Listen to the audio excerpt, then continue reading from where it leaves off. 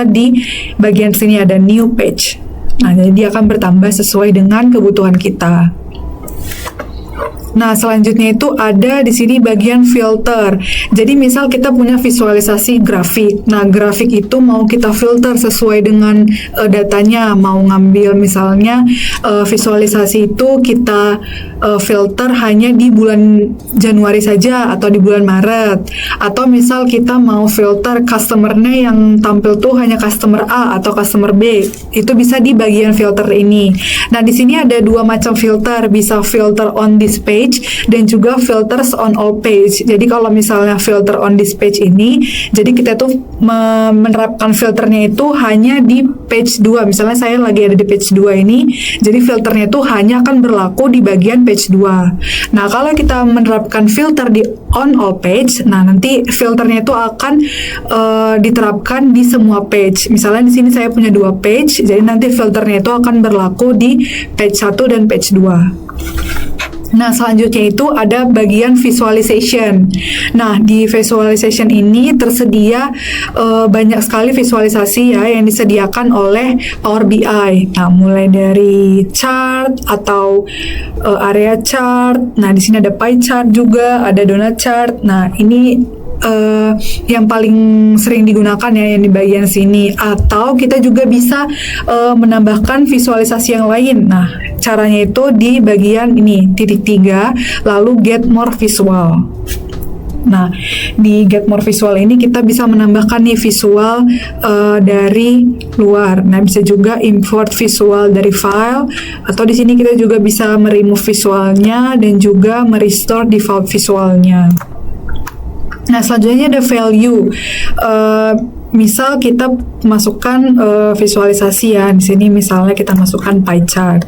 Nah, kalau misalnya kita punya data, nah nanti di sini ada tampil nih legend dan juga value atau detail atau tooltips. Nah, nanti di sini, nah ini kan ada add data fields here. Nanti data kita itu kita masukkan nih sesuai kebutuhan kita. Apakah dia masuk ke bagian legend atau kalau masuk ke dalam bagian value seperti itu.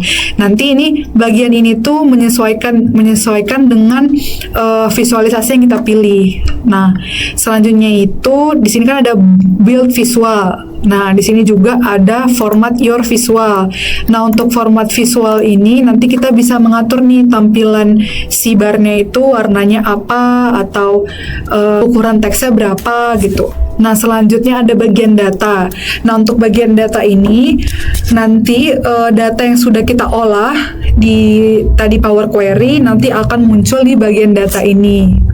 Seperti itu. Nah, kita ke bagian tab insert. Nah, untuk di tab insert ini ada juga yang dia new page. Tadi kan kita bisa nambahin page dari sebelah bawah ini. Nah, kita juga bisa tambahinnya di bagian tab insert lalu new page. Nah, ini ada blank page dan juga bisa duplicate page. Nah, di sini juga di tab insert juga kita bisa menambahkan visual sama seperti yang di home tadi. Nah, di sini juga kita bisa menambahkan AI visual. Nah, lalu kita juga bisa menambahkan dari Power Platform, ada juga dari Power Apps bisa, dari Power Automate juga bisa.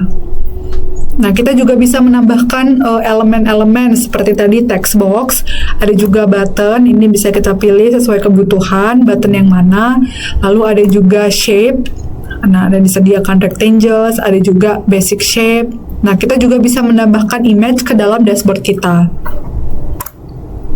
Nah, selanjutnya ada modeling. Nah, ini ada di sini relationship. Nah, relationship ini bisa dibuka di bagian modeling ini atau tadi yang kita di bagian model view. Nah, di situ juga ada manage relationship.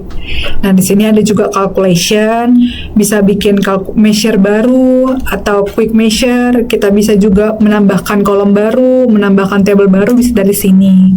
Lalu juga ada kalender, ada juga page refresh, ada parameter, ada security dan juga ada Q&A. Nah, selanjutnya ada tab view. Di tab view ini ada tema. Nah, jadi kita bisa memilih nih tema apa yang mau kita terapkan di dalam dashboard kita. Misalnya ada Jadi tema ini nantinya akan diterapkan ke visualisasi dashboard kita. Jadi nanti misalnya grafiknya dan tabelnya itu akan warnanya sesuai dengan yang ada di tema ini. Nah, kita juga bisa browse temanya, atau juga kita bisa nih